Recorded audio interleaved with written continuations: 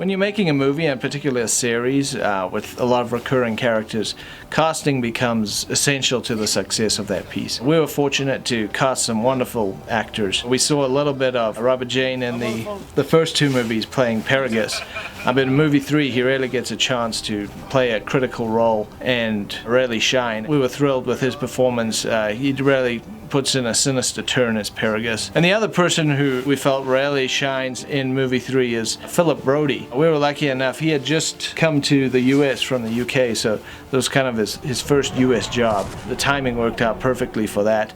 We had worked with him before on Dawn of the Dragon Slayer, and we love Philip. He's a fantastic actor and a fantastic guy. He brought a lot of gravity and a lot of menace to the role of Battilla. I think everyone who watches the film will agree he's kind of a scene stealer every time he's there on screen. And likewise with Zorlok. We had seen little flashes of him in movie 2, a flashback scene back to the Lich King's tomb where Kevin Sorbo initially confronts him. But as far as present time goes, the first time we meet Zorlok in person is in movie 3. And we really needed someone with a very commanding presence. We initially cast someone who had a wonderful sort of rich darkness to characters that he'd played in the past. And we cast him and we're excited about him playing in the role.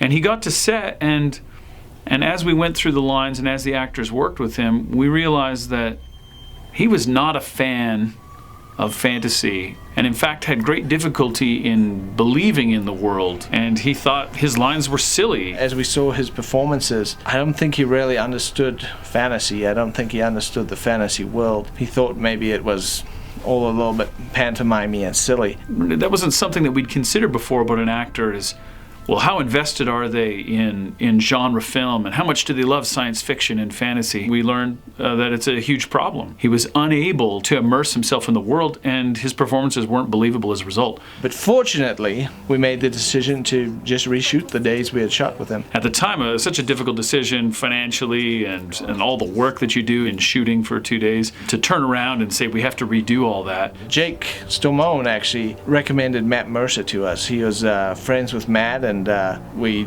were kind of desperate for an actor at that stage. But Matt, he's a great voice actor. You've probably heard his voice 1,000 times if you play video games. But he brought a lot of presence to the role. We were just so lucky and so thrilled to have him. She cannot escape me.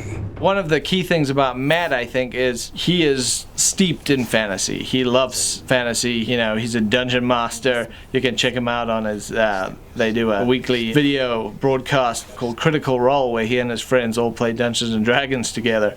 You know, he is kind of the opposite of the initial actor that we cast as Zorlok. Matt understood fantasy. He understood the world. He understood what it meant to be a necromancer, and so I think Matt was able to use all that past knowledge and experience and really create a real believable character, just as he's been doing for years and years playing Dungeons and Dragons. Matt turned out to be perfect, so kudos to Jake for picking that one. Meeting Zorlok, I think, is a huge moment in Merrick's arc, because, you know, he has, well, I won't say too much about what's coming on, but Zorlok plays a bigger and bigger role in the series as it develops.